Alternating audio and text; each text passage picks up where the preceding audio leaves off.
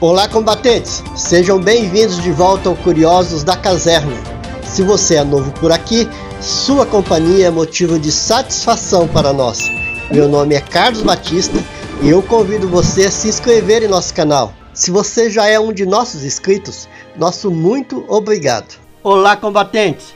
Nesse episódio nós vamos falar sobre os 10 projetos de aeronaves que a Embraer desenvolveu que, se tivesse sido produzido, teria mudado a história da aviação comercial e da aviação militar brasileira.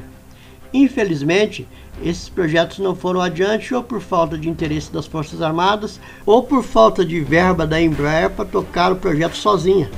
Com mais de 50 anos de história no mercado da aviação, a Embraer já desenvolveu vários projetos, sejam eles de caráter militar, civil ou misto. Na área de aviação comercial se destacam os jatos regionais da família ERJ e E-Jets, que somados já passaram de 2.000 unidades produzidas. No campo militar, os grandes sucessos são o T-29 Super Tucano e o KC-390 Millennium, aeronaves que estão entre as mais modernas e mais eficientes de suas categorias. Porém, alguns projetos foram desenvolvidos, todavia não saiu do papel. Acompanhe conosco o primeiro modelo, MB-500 Amazonas. Uma aeronave com propósito militar multimissão, foi projetado na década de 70, durante os primeiros anos de existência da Embraer. O MB-500 Amazonas foi desenhado como uma aeronave militar multimissão. O modelo, com 4 motores turbohélices, poderia ser empregado como transporte de pessoal, transporte de cargas militares, evacuação aeromédica, lançamento de paraquedistas e missões de SAR, que são as buscas e salvamentos. Outra sugestão era uma versão de patrulha marítima, equipada com sensores e armamentos para atacar navios ou alvos navais. Mas por que ele não saiu do papel? O projeto do MB-500 foi enviado ao Ministério da Aeronáutica, mas por razões desconhecidas, ele nunca foi encomendado. O segundo modelo é o Bandeirantes pressurizado. O propósito seria uma evolução do Bandeirantes que já existia. A falta de uma cabine pressurizada foi um dos grandes problemas que acompanhou a carreira do MB-110 Bandeirantes, a primeira aeronave produzida pela Embraer. Os estudos sobre a versão aprimorada dessa aeronave começaram em 78. O avião teria que ser equipado com paredes, pisos, para-brisas, janelas e portas reforçadas e devidamente seladas para manter a pressão interna. Como resultado, ele poderia voar mais alto e com maiores distâncias, além de proporcionar maior conforto aos ocupantes. Mas por que ele não saiu do papel? A Embraer interrompeu o desenvolvimento do Bandeirantes pressurizado para focar em outros projetos, como os turbohélices MB-121 Xingu e o MB-120 Brasília, ambos com cabines pressurizadas. Terceiro modelo, Projeto CX. O Projeto CX é uma aeronave militar multimissão com configurações semelhantes às do MB-500 Amazonas. O Projeto CX repetia as mesmas atribuições do conceito anterior, mas com opções de motorização a jato. O avião foi proposto pela Embraer em 1974. Ao todo, a fabricante sugeriu 10 versões diferentes do CX, incluindo modelos com 2 ou 4 motores. Mas por que não saiu do papel? O Ministério da Aeronáutica demonstrou interesse na aeronave, mas acabou abrindo mão do projeto por mudanças de prioridades. Se fosse adiante, o CX poderia ser o avô do moderno Embraer KC-390.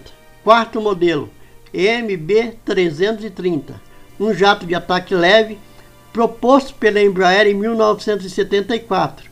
O MB-330 era proposto para atender os requisitos da Força Aérea Brasileira, com missões de ataque ao solo, reconhecimento fotográfico, patrulha e interceptação de aeronaves de baixa performance. O modelo seria uma evolução do avião de treinamento Chavante, o primeiro avião com motor a jato fabricado pela Embraer. Mas por que não virou uma realidade? O desempenho da aeronave não atendeu às expectativas do Ministério da Aeronáutica na época. Quinto modelo, EMB-301, uma aeronave de treinamento militar projetada em 1977. O MB-301, com motor a pistão e cabine para 2 ocupantes, era indicado principalmente para a função de treinamento de cadetes da FAB.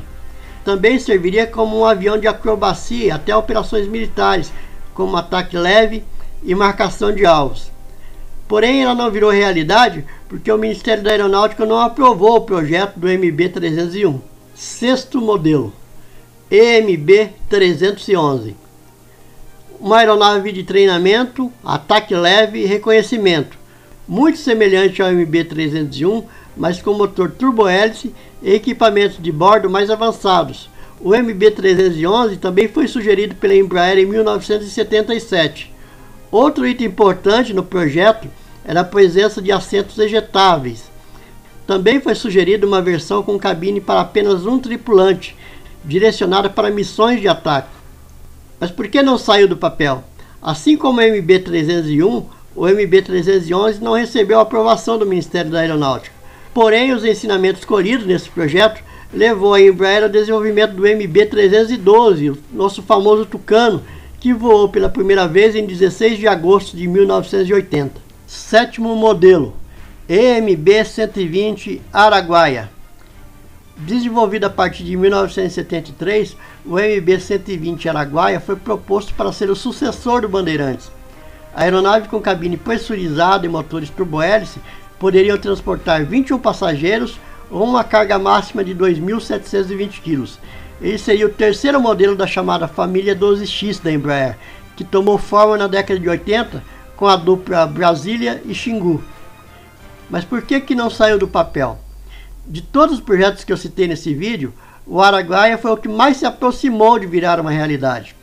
A Embraer construiu o mockup dessa aeronave, que foi analisada pelo Centro Técnico da Aeronáutica.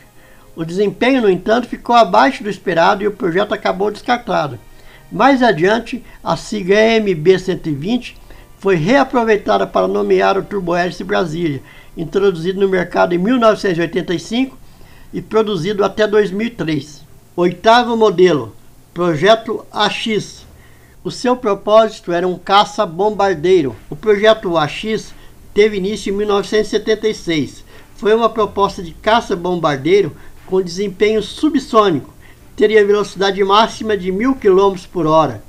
O conceito representava soluções interessantes na época, como o tanque de combustíveis revestido por uma espuma plástica que evitaria as explosões caso o avião fosse alvejado em combate, além de uma ampla cabine pressurizada. O jato seria equipado com 2 canhões e poderia carregar uma carga bélica de 4.212 kg. Mas por que não virou uma realidade?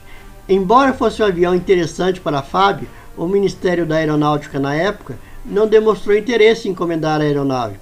Na década de 80, a Embraer, em parceria com o fabricante da Itália, desenvolveu o caça-bombardeiro AMX, modelo com características operacionais e desempenho muito semelhantes ao do projeto AX. Nono modelo, Embraer MFT-LF. Seria um caça-bombardeiro supersônico, um tipo de avião que a Embraer ainda não fabricou. O projeto MFT-LF, sigla em inglês para caça leve tático multifuncional, poderia ter resultado no primeiro jato de combate supersônico desenvolvido no Brasil, capaz de voar a mais de 1.600 km por hora. O conceito foi apresentado no fim da década de 80 como uma opção para substituir os F-5 Tiger II da FAB. Mas por que ele não saiu do papel? O governo brasileiro não se interessou em financiar o projeto e a Embraer não tinha recurso financeiro para desenvolvê-lo de forma independente, pois ela já estava envolvida com o projeto AMX. Décimo e último modelo, EMB-123, uma aeronave comercial. Outro candidato a substituto do Bandeirantes que nunca decolou foi o projeto EMB-123. O principal diferencial dessa aeronave eram os motores turbohélice pusher, com hélices viradas para trás. Eles eram instalados na parte posterior da fuselagem, uma fórmula que reduz o ruído interno na cabine. Mas por que ela não virou uma realidade? A Embraer desistiu do MB-123 para focar no desenvolvimento de um avião baseado no MB-120 Brasília.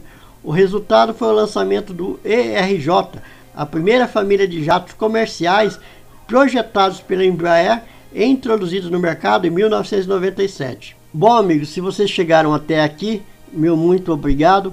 Até o próximo vídeo e que Deus nos abençoe ricamente.